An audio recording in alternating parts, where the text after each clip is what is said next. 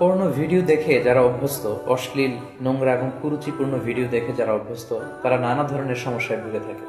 এই পর্নোগ্রাফি রয়েছে অনেক ধরনের ক্ষতিকর দিক। তারা তাদের ব্যক্তিগত জীবনে যেমনি ক্ষতিগ্রস্ত হয়, তারা তাদের বৈবাহিক জীবনে যেমনি ক্ষতিগ্রস্ত হয়, তারা সামাজিক জীবনে এবং ধর্মীয় দিক থেকেও তারা প্রচণ্ড ক্ষতিগ্রস্ত হয়। এ পর্যায়ে আমরা বলবো পর্নোগ্রাফি দেখার ফলে একজন ব্যক্তি কি কি ক্ষতির সম্মুখীন হয়। সর্বপ্রথম যে ক্ষতিটির সম্মুখীন সে হচ্ছে সেটি হচ্ছে সেই ব্যক্তি তার আত্মাকে কলুষিত করে দিচ্ছে।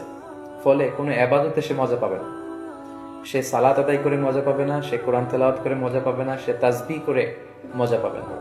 এবং আল্লাহ তাআলার ক্রোধ সে অর্জন করছে আল্লাহর রহমতের পরিবর্তে, আল্লাহর লানও তার উপর বর্ষিত হচ্ছে। এবং মানুষের দেহের যতগুলো অঙ্গ রয়েছে তার মধ্যে থেকে সবচাইতে দামি অঙ্গ হচ্ছে তার আত্মা। And pornography is damaging your soul.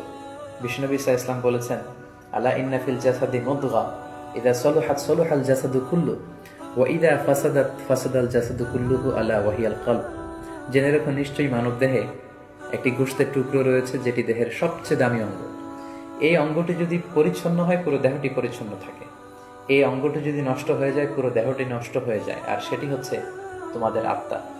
In the day of judgment আমরা যখন আল্লাহ তাআলার কাছে হাজির হয়ে যাব, আমাদের ক্ষমতা, আমাদের সন্তান, আমাদের সম্পদ কোনো কিছুই আমাদের মুক্তিকে নিশ্চিত করতে পারবে না।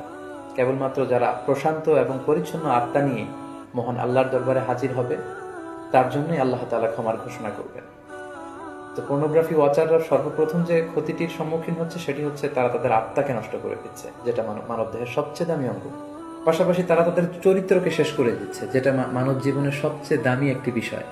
আমরা বলি যে মানুষের অর্থহানি ঘটলে সামান্য কিছু হানি হয়, স্বাস্থ্যহানি হলে আরেকটু বেশি কিছু হয়, কিন্তু একজন ব্যক্তি যখন তার চরিত্র হারিয়ে ফেলে সে তার সবকিছুকে হারিয়ে ফেলে।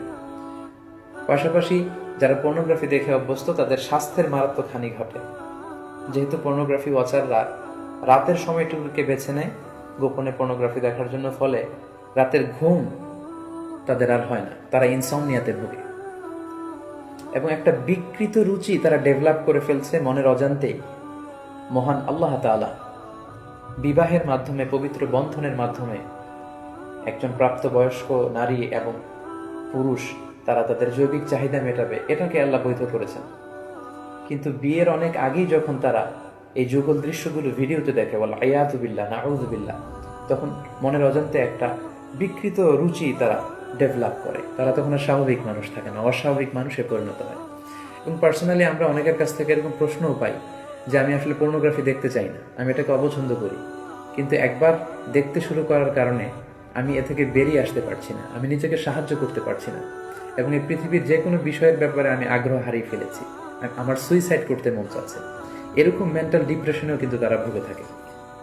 পর্নোগ্রাফির আরেকটি গুরুত্বপূর্ণ ক্ষতিকর দিক হচ্ছে এই পর্নোগ্রাফির ফলে সেক্সুয়াল ক্রাইম সমাজে বেড়ে যাচ্ছে। In every sexual crime there is a pornography behind it. কারণ মানুষ যখন পর্নোগ্রাফি দেখে এবং সেটা থেকে যখন সে স্বাদ নেয়, মজা নেয়, তখন সে তার ব্যক্তিগত লাইফে সেটাকে প্র্যাকটিস করতে চায়, যার ফলে ধর্ষণের মতো এত জঘন্য কাজকে সে বেছে নেয়, চাইল্ড অ্যাবিউজের মতো, উইমেন অ্যাবিউজের মতো জঘন্য কাজগুলোকে সে বেছে নেয়। এজন্য সমাজে যত ধরনের সেক্সুয়াল ক্রাইম দেখা যাবে, গবেষণা করলে দেখা যাবে তার পেছনে রয়েছে পর্নোগ্রাফি। যারা পর্নোগ্রাফি ভিডিও দেখে তারা দাম্পত্য জীবনে সুখী হয় না, কারণ পর্নোগ্রাফি ভিডিও দেখার ফলে একজন মানুষ উত্তেজিত হয়ে ওঠে। এবং যারা ধীরে ধীরে বছরের পর বছর এগুলো দেখে অভ্যস্ত, তারা মাস্টারবেশনে অভ্যস্ত হয়ে যায়, যেটা ইসলামী শরিয়তের দিক থেকে অনেক জঘন্য ধরনের একটি অপরাধ এবং কবিরা গুনাহ।